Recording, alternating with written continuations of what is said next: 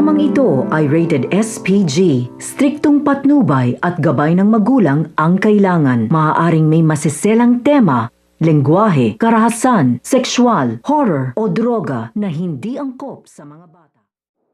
Dahil unti-unti na ngang nakikilala at nabubunyag nga ang pagkatao nga nito ni Moira dito nga kay Doc Tanyag ay magiging mailap na nga ito sa mag-ina dahil nga naunahan na nga balaan nga nito ni Giselle itong ngang si Doc Tanyag na kapag nagkita na nga sila nito ni Moira ay huwag siyang makikinig nga dito dahil ito nga ang tunay na masama. Kaya naman napapatunayan na nga ito ni Doc Tanyag dito nga sa panguhuli nga niya dito nga kay Moira.